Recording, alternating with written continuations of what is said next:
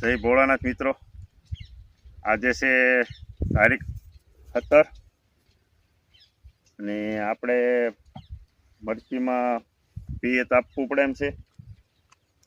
તો આ મરચીની અંદર 2 દિવસ પહેલાં પિયત આપ્યું છે અને હવે આગળ એકને એક પાયું હતું આપણે પહેલાં. હવે આપણે લાગઠ મરચી પાવી તો છે. એક ફેરું આપણે ખડ પાટલામાં ઉગ્યું હતું પેન્ડી મિથાઇલ ગોલ્ડ, તો એનો સ્પ્રે મારી દીધો છે.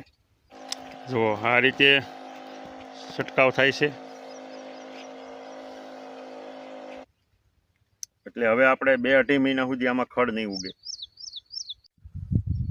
આ છે આપણે સાનિયા વેરાયટી.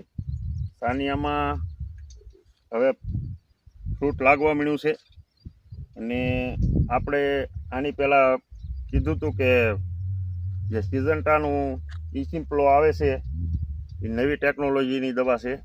તો એ આપણે સ્પ્રે કર્યા પછી તમને રિઝલ્ટ કહીશું. તો એનું રિઝલ્ટ સારું છે.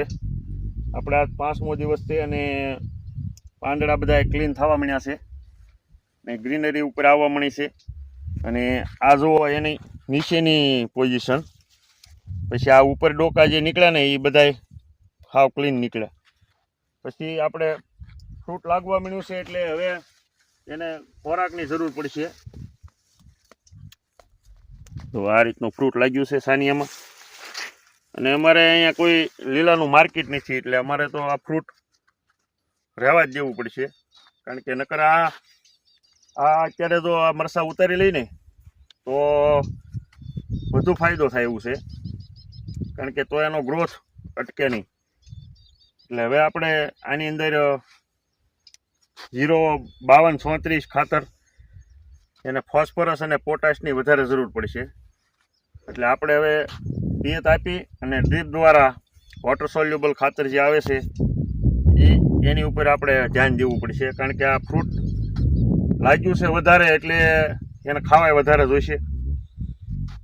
પછી સ્પ્રેની અંદર જે તમારે ઉપરથી નાખવું હોય તોય નખાય.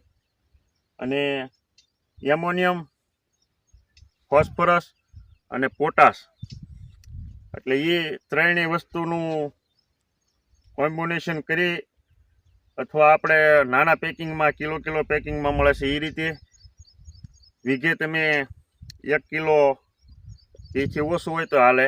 એ રીતે ડીપમાં મેન્ટલ કરીને 3 વીઘાની મરચી હોય તો 3 કિલો ખાતર તમારે ડીપમાં જવા દેવું.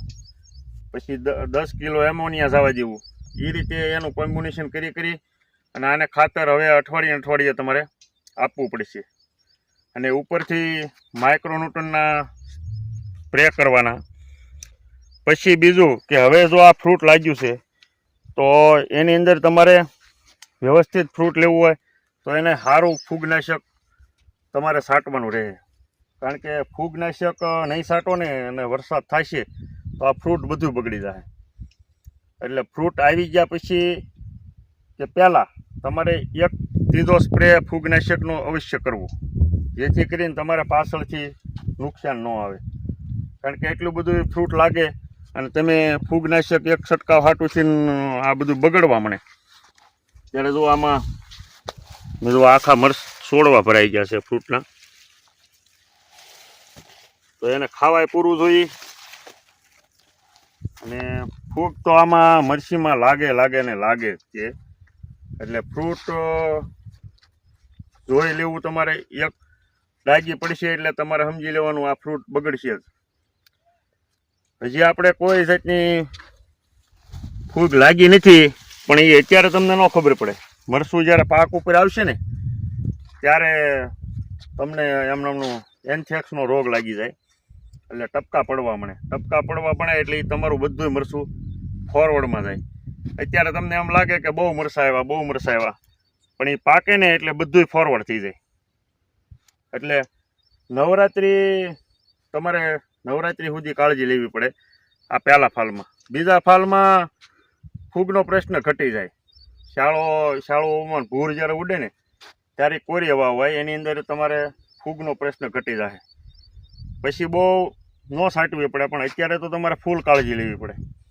પછી હવે આ ટેજે મરસી પહોંચી ગઈ છે અને તમારે હાવ પાંદડા પ્લેન થઈ ગયા છે તો એવું નહીં માનવાનું ખબર રોગ ન આવે. તમારે હળવી દવા એમને શરૂ રાખવાની. જો કે આ દવાનું તો કંપનીવાળા એમ કહે છે કે 15 દિવસનું રિઝલ્ટ છે, એટલે આપણે જોઈ કેટલા દિવસનું રિઝલ્ટ આવે છે. પણ 10 દિવસ થાય એટલે તમારે ખેતરમાં જોયા જ કરવાનું કાંઈ રોગ આવ્યો છે કે નહીં. રોગ આવે એટલે તરત સ્પ્રે મારી દેવો, કારણ કે એ લોકો 15 દિવસનું 20 દિવસનું ને એમ કહે, પણ એવું કંઈ દવાનું રિઝલ્ટ એટલું બધું આવતું નથી. એટલે 10-12 દિવસ છે તમારે સ્પ્રે મારી જ દેવાનું. જય જવાન જય કિસાન.